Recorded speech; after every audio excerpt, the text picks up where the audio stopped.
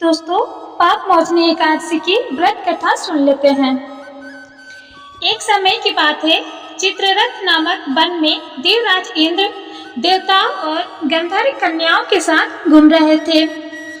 उस वन में एक मेधावी नाम की ऋषि तपस्या कर रहे थे।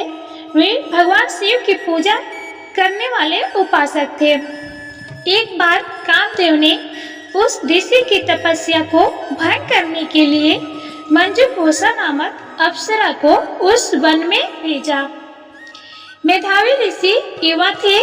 वे उस अप्सरा के नृत्य, संगीत और रूप पर मोहित हो गए। वे दोनों रति क्रीड़ा में लीन हो गए। ऐसे उनके जीवन के 57 साल बीत गए। एक दिन मंजुघोषा ने मेधावी ऋषि से वापस देवलोक जाने की अनुमति मांगी।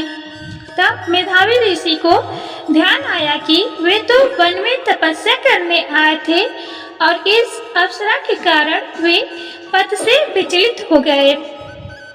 मेधावी ऋषि ने क्रोध में अप्सरा मंजुघोषा को पिशाचिनी होने का श्राप दे दिया।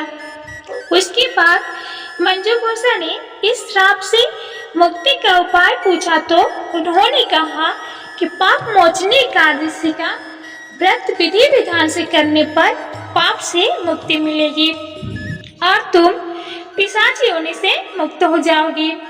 इतना कहकर मेधावी ऋषि अपने पिता के आश्रम में चले गए।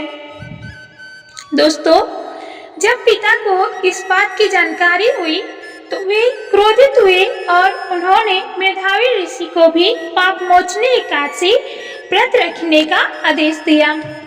जब चैत्र कृष्ण एकादशी तिथि आई तो मंजुघोषा ने विधि विधान से पाप मोचनी एकादशी व्रत रखा और भगवान विष्णु की पूजा की। इस व्रत के पुण्य प्रभाव से मंजुघोषा पिशाची योनि से मुक्त हो गई और फिर से वह स्वर्गलोक चली गई।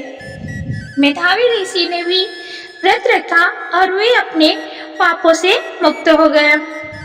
इस प्रकार से जो भी व्यक्ति पाप मोचनी एकादशी व्रत रखता है उसके सारे पाप धुल जाते हैं और वह पाप मुक्त हो जाता है। दोस्तों, यह थी पाप मोचनी एकादशी की व्रत कथा। उम्मीद करती हूँ आपको बेहद पसंद आई होगी। दोस्तों, आपसे एक विनम्र निवेदन है कि अभी तक आपने हमारे चैनल को सब्सक्राइब नहीं किया है तो प्लीज़ सब्सक्राइब माय चैनल। मैं अपने चैनल पर ऐसे ही उपयोगी जानकारियाँ आपके लिए लाती हूँ। तो पुनः निवेदन है, चैनल को सब्सक्राइब कर लीजिए। फिर मिलते हैं नेक्स्ट वीडियो में। भगवान श्री हरि विष्णु सदैव आपका कल्याण करें। धन्यवाद।